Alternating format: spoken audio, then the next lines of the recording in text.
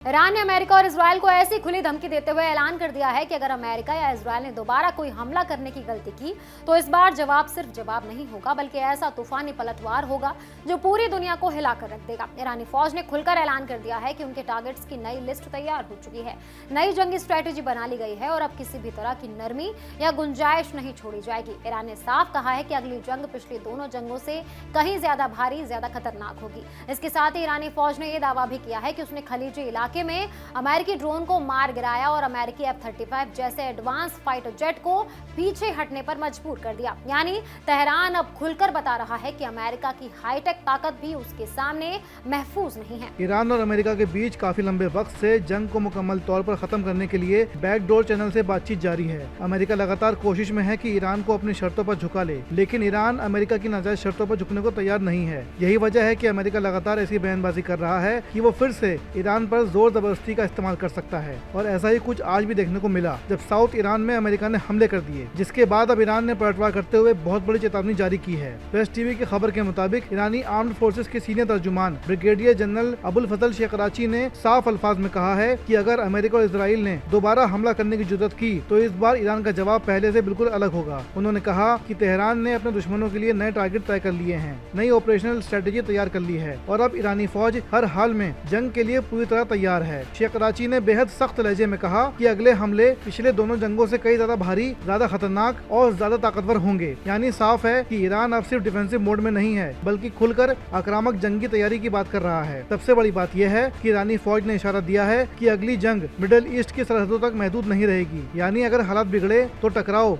खलीजी इलाके से बाहर दूसरे इलाकों तक भी फैल सकता है। यही वो चेतावनी है जिसने वाशिंगटन और तेल अवीव दोनों की टेंशन बढ़ा दी है। उधर IRGC ने दावा किया है कि उसने खलीजी खित्ते में अमेरिकी घुसपैठ की कई कोशिशों को नाकाम बना दिया।